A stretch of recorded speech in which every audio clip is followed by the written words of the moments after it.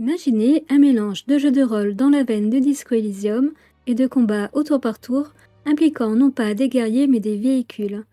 C'est ce que propose Ether on Iron, un RPG narratif indépendant développé par le studio Seismic Squirrel. Le jeu, assez unique en son genre, se déroule dans une version alternative de New York, dans les années 30. La ville flotte dans les airs grâce à une source d'énergie mystérieuse, l'éther. On évolue dans un système social très inégalitaire. La ville est organisée en plusieurs couches verticales. En bas, les quartiers sombres, pauvres et dangereux. Ensuite, les hauts quartiers, un espace prospère à l'architecture art déco, réservé aux riches, avec un air pur et des routes impeccables, et au sommet, un institut universitaire.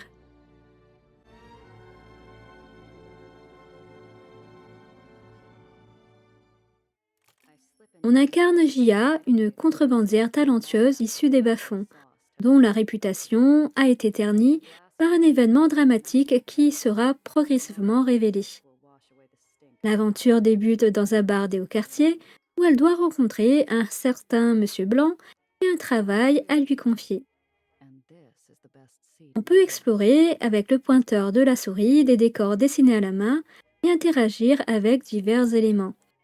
Certaines interactions déclenchent des réflexions intérieures de Jia, particulièrement bien écrites et parfois poétiques. D'autres ouvrent sur des dialogues ou des actions. On retrouve les mécaniques classiques du jeu de rôle sur table. Les décisions reposent sur des jets de dés auxquels peuvent s'ajouter un bonus de compétences. Excuse me, Mr. Blanc, but I'm here for business, not pleasure. Jia accepte d'escorter Nelly, une jeune scientifique naïve et enjouée, depuis les quartiers riches vers les bas quartiers. Cette jeune femme porte une mallette bien mystérieuse. Rien ne se passe comme prévu, très rapidement les événements s'enchaînent. Vol de voitures, course-poursuite, embuscade et tensions entre factions transforment cette mission banale en une lutte pour l'avenir de New York. Mais je n'en dévoilerai pas plus sur le récit du jeu.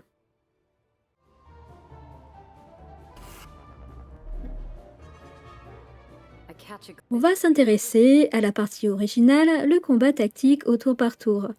Ici, tout se passe à bord de véhicules sur une grille. On dispose de points d'action à chaque tour pour se déplacer et attaquer. Avancer coûte plus que reculer, ce qui pousse à anticiper ses trajectoires. Les armes ont des portées et des directions spécifiques. Les angles d'attaque ajoutent une couche stratégique supplémentaire. Certaines armes ne tirent que vers l'avant, d'autres sur le côté ou vers l'arrière. Le positionnement du véhicule est crucial car la route elle-même est une menace.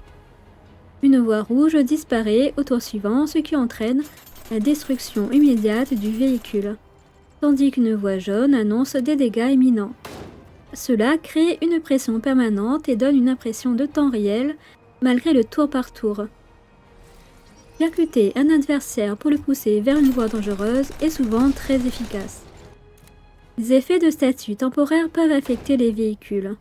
Ils confèrent des bonus ou des malus. Ces statuts sont clairement indiqués par des icônes.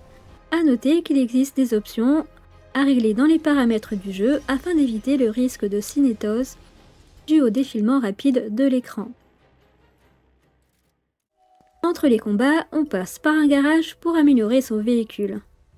Il permet de le réparer et de le modifier avec des nouvelles pièces récupérées au cours de l'aventure. Armes, blindage, rangement pour augmenter la capacité de l'inventaire et autres gadgets. Il existe plusieurs catégories de véhicules, légers, intermédiaires et lourds. Côté équipement, vous serez limité en poids. Cette limite est plus faible pour les véhicules légers. Vous avez la possibilité d'augmenter le nombre de points d'action et cette limite de poids en changeant de moteur. Vous avez un garage dans votre base, mais d'autres sont disponibles en ville. En gagnant de l'expérience, vous allez augmenter votre niveau et obtenir des points de talent à investir dans un arbre de talent. Cet arbre est divisé en 3 attributs, Culot, Système D et Malice. Ces 3 catégories sont divisées en 3 talents. La progression alterne au sein d'une même branche entre l'obtention de bonus pour les tests de compétences et des capacités pour les phases de combat. On se déplace sur une carte en sélectionnant différents lieux, avec des événements aléatoires. Des points de contrôle apparaissent parfois.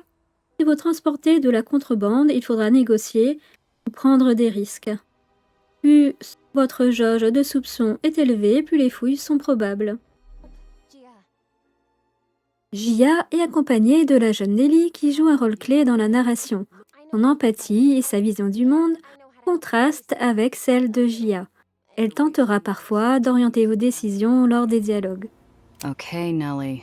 This is against my better judgment, but you can try. On peut également débloquer jusqu'à 5 compagnons d'équipage au cours de l'aventure.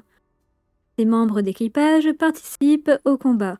Ils possèdent, quant à eux, 2 arbres de compétences et non 3. Ils créent des synergies utiles en combat comme dans les interactions narratives. Certaines de vos décisions peuvent affecter leur morale. Plus le moral est bon, plus les dégâts infligés par vos compagnons sont élevés et plus les jets de dés sont favorables. Concernant la direction artistique, le jeu utilise l'esthétique du déco-punk. Le déco-punk est un sous-genre du diesel-punk. C'est la version élégante, brillante et très art déco. Parmi ses influences figurent le film Metropolis de 1927 et l'atmosphère des villes américaines des années 20 à 50. La mode déco-punk privilégie également l'élégance des années folles, et cela se voit dans les tenues du jeu.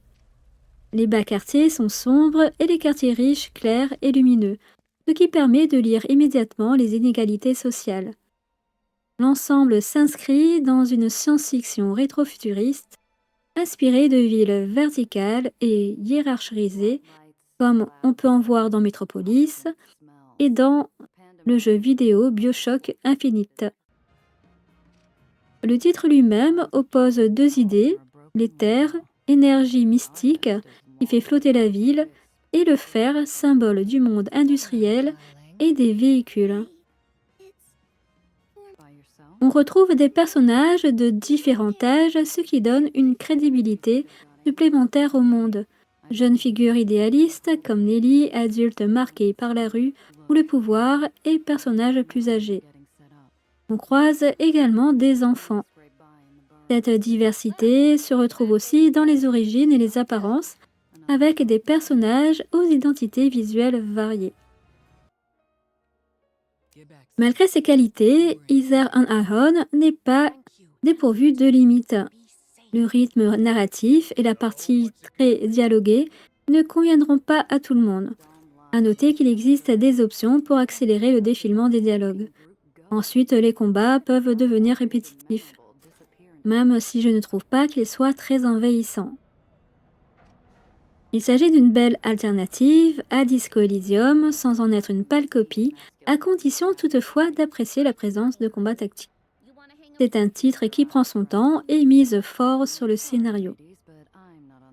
Inspiré par les romans noirs des années 30 à 50, l'équipe de développement a conçu les décisions de façon à ce que même les erreurs mènent à de nouvelles voies narratives captivantes. Merci d'avoir visionné la vidéo. Dites-moi en commentaire si vous avez pu essayer ce jeu ou si vous allez le faire. Une démo est actuellement disponible sur Steam. Le jeu est en vente au prix de 24,50 €. Honnêtement, c'est un très bon jeu et une belle surprise. Je vous dis à bientôt, likez et abonnez-vous pour soutenir la chaîne.